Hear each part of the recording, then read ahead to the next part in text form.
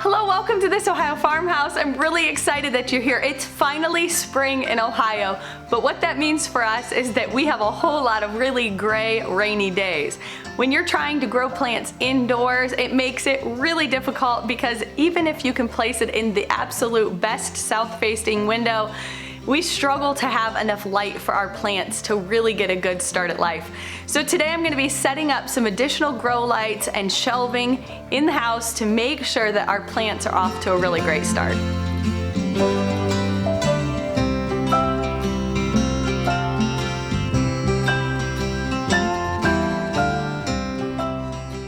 Most of the people that I know locally, at least, aren't necessarily afraid to garden, but they're not getting their seeds started indoors. And that's great, but there is a huge cost savings that can happen when you're willing to start some seeds indoors.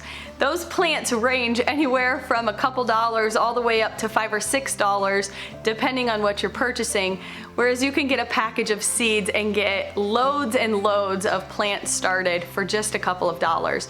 So the cost savings alone in starting your seeds indoors makes it well worth your cost of investing in some decent grow lights to get started. Now, it's not completely necessary to run out to the store and purchase any grow light that you see. Sometimes those can get pretty costly. Unless you're going to be growing a plant that needs to flower indoors and actually start producing fruit inside, you do not need an actual grow light. So you could run to your local hardware store and pick up some really inexpensive shop lighting, and that will give you the amount of light that you need. If you really start researching grow lights, it can become really overwhelming because there is a wide range of things that you can bring home. It ranges from all kinds of different intensities to spectrums, different colors of light.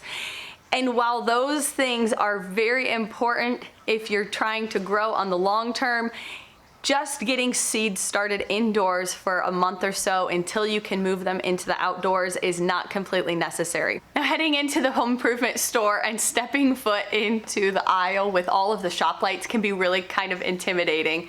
There's a lot of options that range anywhere from $20 all the way up over $100 depending on what you get. Now, it's not necessary for you to go in there and purchase something that requires you to actually replace bulbs and spend a lot of money on them. It can get really costly, especially if you're trying to fill lots of shelves and grow a lot of plants. So don't get intimidated because there are some much less expensive options that you can get a hold of very readily. When you go in there, I want you to look for LED shop lights. They're really inexpensive. This is about a 3.5 foot grow light, and it was under 20 bucks, and it's going to serve its purpose really well for helping me get started indoors. Now, the thing that you want to look for is your lumens, which are typically listed right on the front of the box. It's going to be on all the signs in the store that will show you what they are. You need something that ranges anywhere from 4,500 to 6,500 would be my recommendation lumens to make sure that you have the intensity of light that is needed. Now, I don't know if it's completely necessary, but this light actually lists on here that it has 3 selections that you can choose. It can have more of like a yellow light, a bright light, and then it has a daylight setting. So I think that I'm going to just set mine on the daylight setting, get the most intensity out of that as possible, and we will be rearing to go and ready to grow some great plants indoors.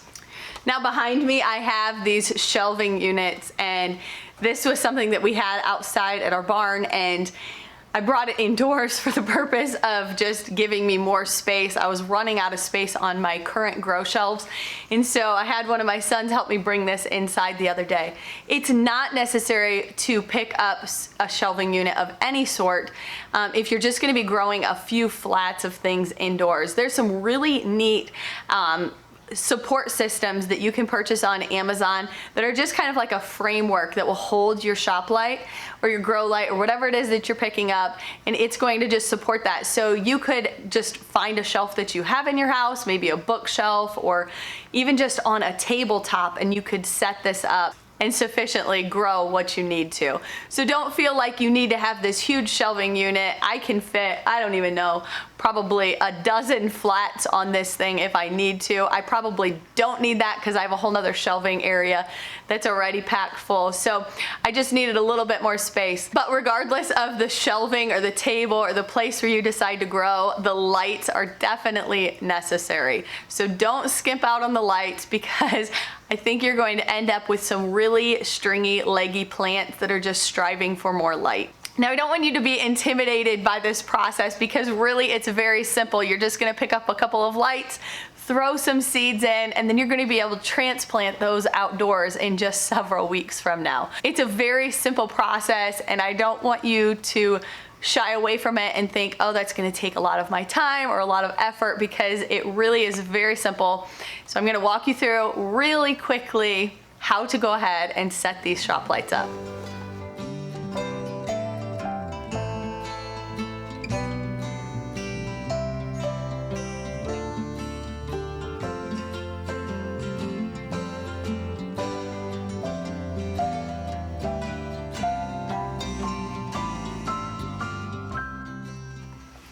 One thing to take note of here is your height of your grow light.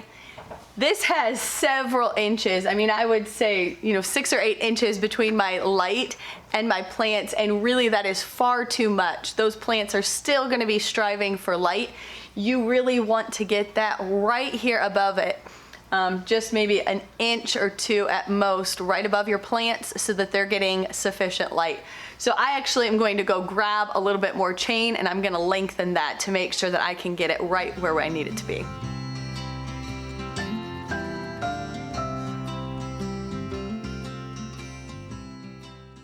My shelving unit, where I could actually hang my chain from, is a little bit wider. It makes my lights be too far apart for my liking, and so I just tied this rope on here temporarily just to make sure that it was going to work. But already these are getting a little bit warm, so I want to make sure that I find something that's heat resistant, and I'm just going to tie these together just to bring them closer together and make sure that the plants are getting plenty of light. When they were too far out, there were a lot of plants that weren't directly under the light, so I want to make sure that all of them are right in the direct light, and they're going to be off to a great start.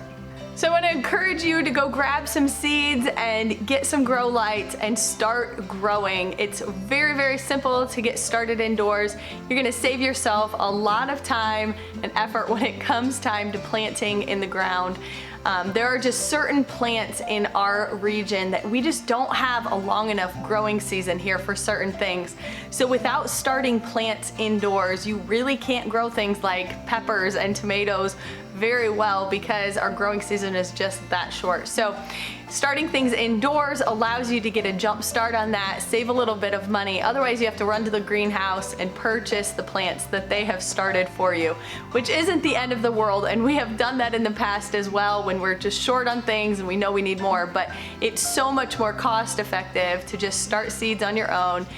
And plus, then you're confident that they're not going to run out of things and that the supply isn't going to be overwhelmed this year. So good luck growing. We're going to see you next week on This Ohio Farmhouse.